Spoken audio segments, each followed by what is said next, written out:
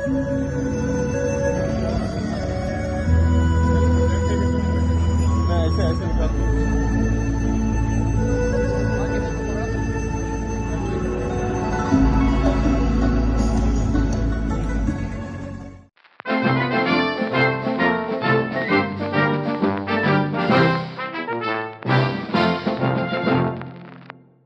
morning, Busky, Morning, CK. and thank you for all our viewers. We've got approximately 200 questions, which we've now, clubbed it into around 62 or 65 topics. So now let's listen to what Busky says. Busky, Thank you for all the questions. We have compiled it and clubbed it together. So shoot, CK. I think the first question that came in, one of the more popular ones. What is this Himalayan Odyssey all about? The medical checks for both the rider, the machine, and if there's any eligibility, and do you see any compromises in doing the Himalayan Odyssey? Himalayan Odyssey is the marquee, the flagship of Royal Enfield rides. I think they've been doing it for more than 2 decades. The eligibility is once in 10 years participation. That's because it's a subsidized ride, significantly subsidized. It would probably cost twice as, minimum 2 times as what it costed. I paid 65,000 for that.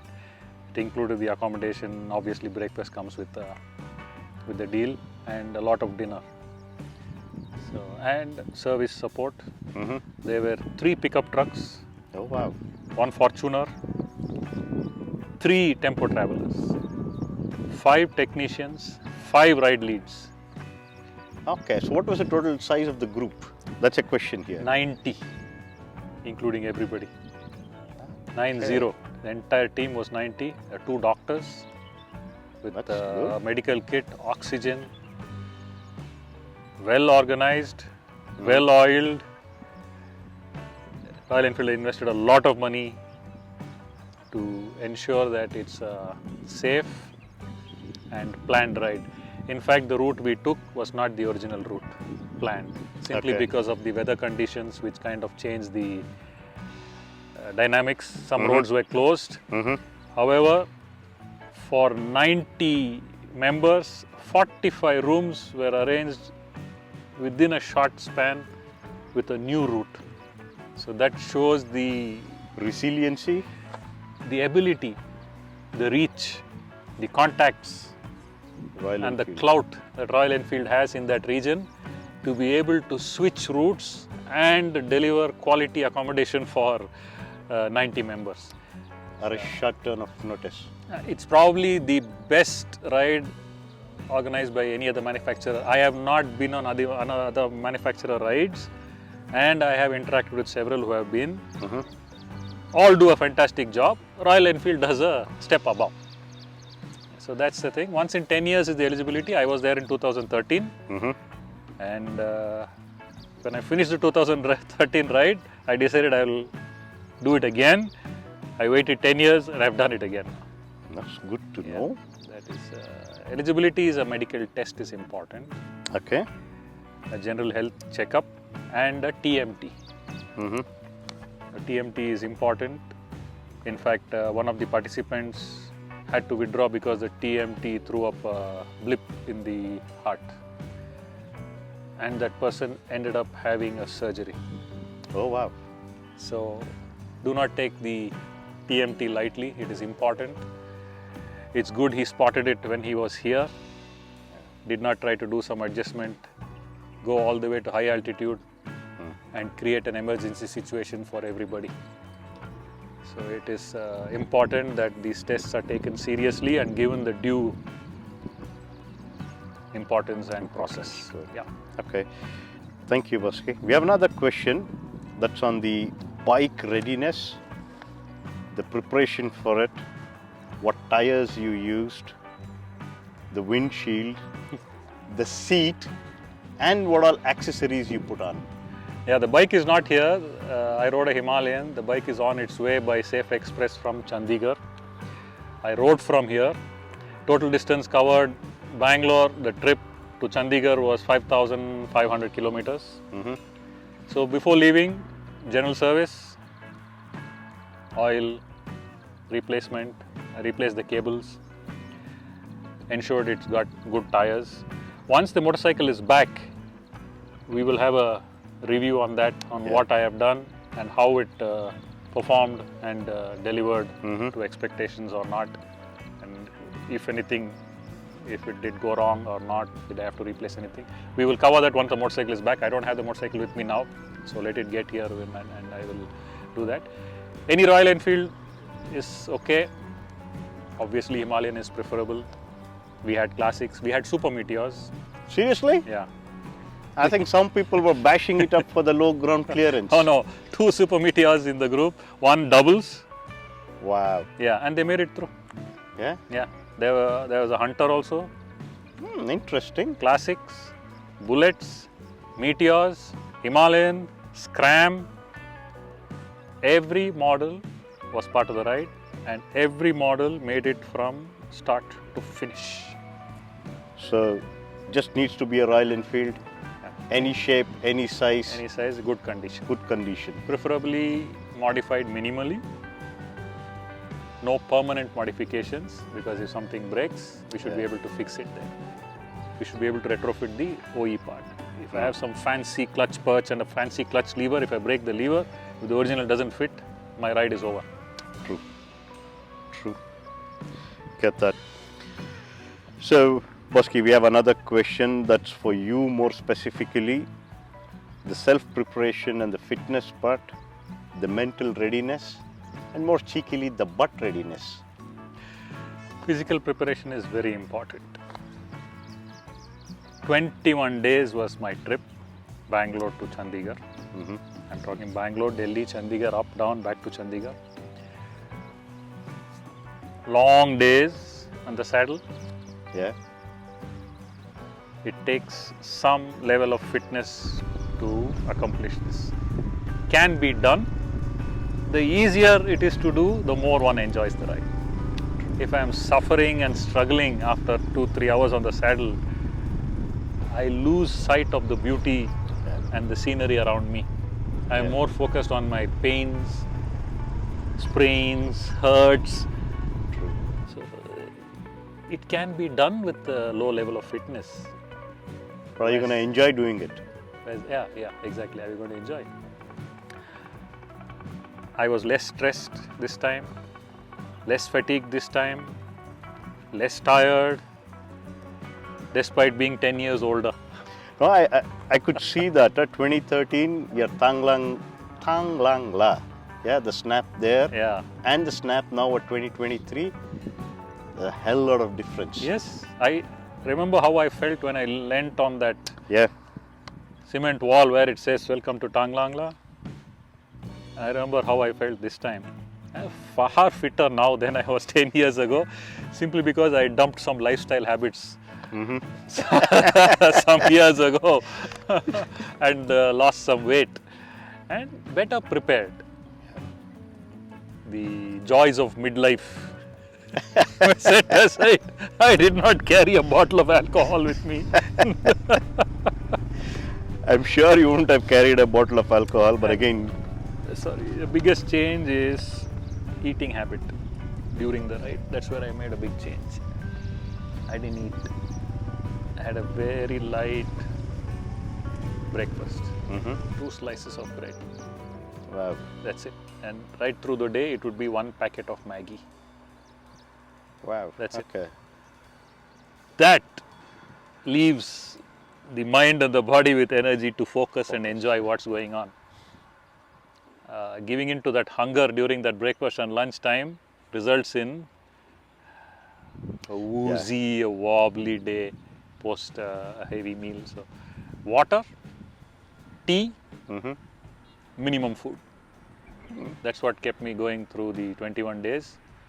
And I was ready for another 21 days. Yeah, I could see the Josh. Ready. You had springs in your feet. And butt preparation, touring seat. Worked like a charm. Yeah. Royal Enfield touring seat. I had no butt problems. I was surprised myself. You didn't put up any sofa sets? No, I didn't put up a recliner on my bike. Yeah, that's the touring seat is most important. Everything else we can get away with because this is the Crucial part. So moving on to the next question, Bosky. So this is more about the gears. So what were your gears like for the normal riding that you did till Delhi or till Manali or till Srinagar, and then what was for the cold weather, did you have I carried the same gear. I had only one set. I was planning to carry two sets, one for mesh and one textile. I decided no, textile is good enough. What I have a Scott jacket and a Scott pant. They have vents in them, so it was okay. I was able to make it through, and I had a wind liner inside, which I could wear, and a thermal liner. Okay. So I wore it when necessary, and it was pretty okay. Boots, waterproof gloves. Waterproof boots, which helped because I had to jump into the water to pick up somebody's motorcycle that they had just tipped over. Okay. So water didn't Seep in? seep in. Were you also wearing waterproof socks? I was wearing waterproof socks also. So even if it did seep in, I would have probably saved you. got away with it. And then gloves, I had the Royal Enfield waterproof heated gloves. I didn't use the heating, but for at the peak of the 2 or 3 of the highest passes. Okay. So keeping feet, hands, the head and the chest warm is the most important. The more comfortable I was, the more safer I was able to ride. I could focus on the road, on the treacherous conditions and the beauty around me. I didn't have to be worried about the cold, shivering, shaking, and the misting. Yeah. I had the anti-fog Wipes. visor and the wipes, so that misting also did not happen. So preparation, prime importance.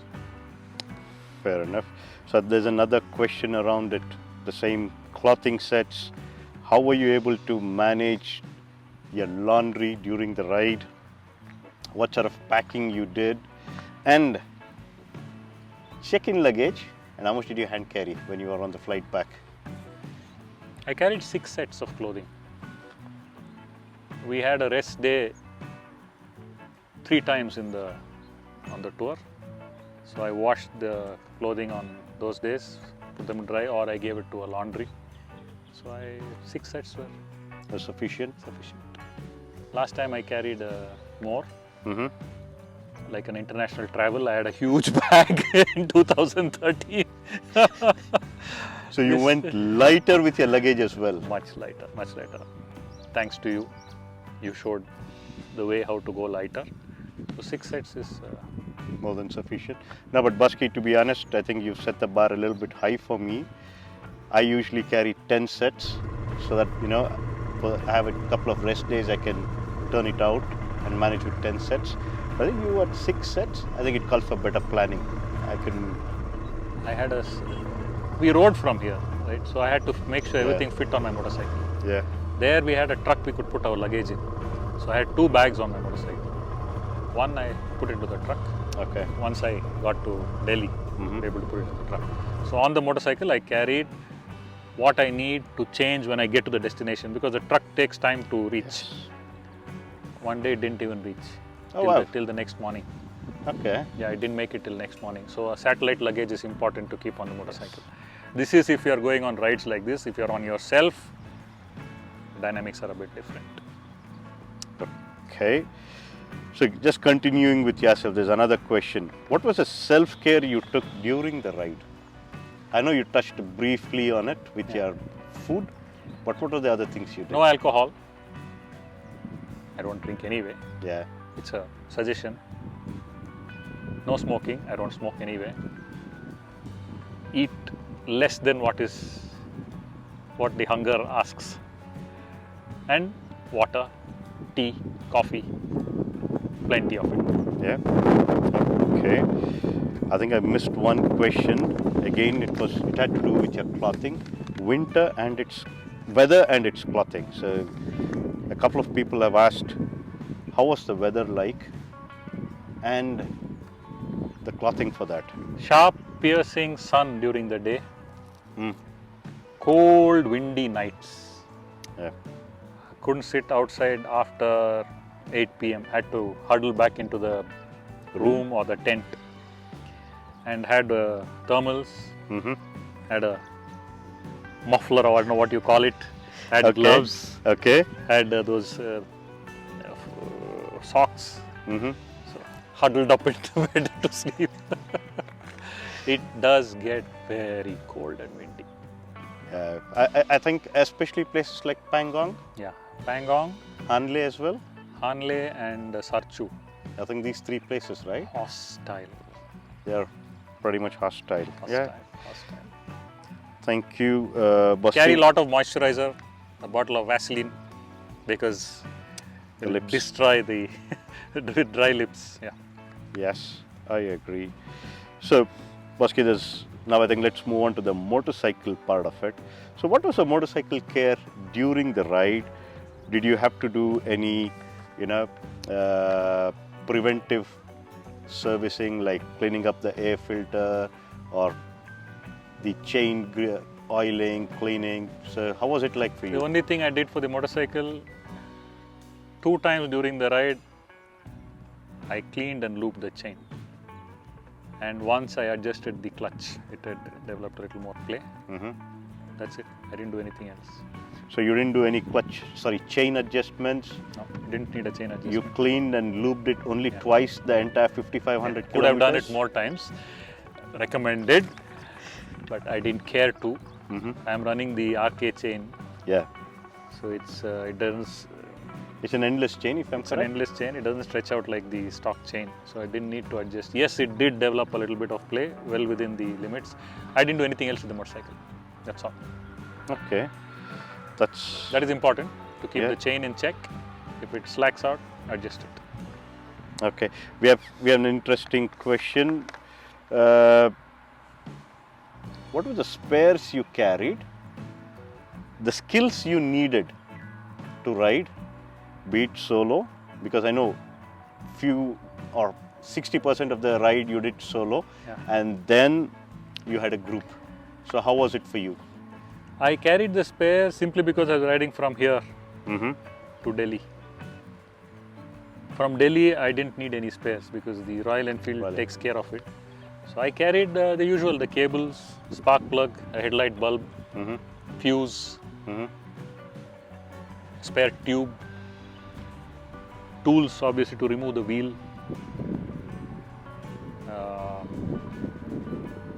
tire levers in case Okay. I'm stuck in a place. So that I have not tried it much, but I believe I can pry open a tire, remove the tube, put another tube, a foot pump, Okay. and a puncture patch kit. I am running tubeless on the rear with the Outex. I still carry a tube just in case I throw a spoke and destroy the Yeah. Outex. Because if that happens, stranded. You're done. You're right. So I did carry a tube with me, front and rear. So skill sets, learn to change the cable. I didn't run a spare cable outside. Cables you don't didn't break run? nowadays. Those days are gone. Those are all history. We don't need to run it along the. That's a slap for me. I route cables till We don't date. need to do that anymore. Just install a new cable before the ride, and that's the end of that. We're trying to squeeze the last mileage out of an old cable and then put a spare cable, whereas asking for trouble. So changing cable, replacing a fuse, Mm-hmm. removing the wheel. It's not easy to remove the rear wheel and put it back because of the disc brake system. Yes. I have tried to do it once, struggled with it. Mm-hmm. Prepared for it. If I have to do it with somebody's help, I could probably. You could probably do it. That's all. I didn't carry. Those are the things I carried. Of course, the chain lube kit cleaner. Yeah. Your favorite Motor X. Yeah. Okay. Baski, we have another question. Since you mentioned of the tubes, I think I'll put it up here. Did you have any punctures? And if at all, it could be you or it could be the group. How were they dealt with? I didn't have any punctures. There were, as far as I know, 6 punctures during the ride. Mm-hmm.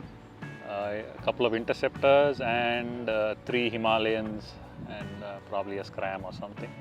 So there was a wheel assembly. So what that service truck does is remove the wheel and put in a New wheel. wheel assembly with tire. Oh wow. So Okay. that was taken care of. We should be prepared to handle punctures. So now you actually got me interesting with this Himalayan Odyssey where they take care to such an extent, right? So how was it? How was the Himalayan Odyssey if you have to make a judgmental statement? Because we have a question around it. 10 on 10. Yeah? I'll rate it 10 on 10. 2013 and 2016, we went on a trip of the Himalayas on an organized tour with an operator. Post that, 4 times we went by ourselves. We were part of it. So we organize, we book the hotels, we plan the route, we carry spares, we carry tools. That's a lot of work. Yes. This it's a lot time I did not want work. I wanted to be a guest. 7 a.m. luggage drop, 8 a.m. assemble at parking lot. This is the route, this is where regroup 1, regroup 2, this is the lunch spot, this is the destination, this is the plan. It's given to us in the morning, Okay. I ride peacefully. Anything, Okay. there's a number, the service truck is the last one to come. Okay. There were 2, so one is hovers in the middle so that, because Okay. 77 motorcycles get spread over 1.5 hours by the end of the day. So it's more or less like you guys are 20-25 kilometers Spread out. spread out. Yeah, 20 Yeah. to 30 kilometers spread out. The first service truck is sort of Midway. midway, and there's one at the tail. Okay. So with phone numbers, every motorcycle started, every motorcycle finished. There were no breakdowns or failure of any sort, but for a puncture, Mm-hmm. a fall, Mm-hmm. so no machinery failure, Okay. which is quite good.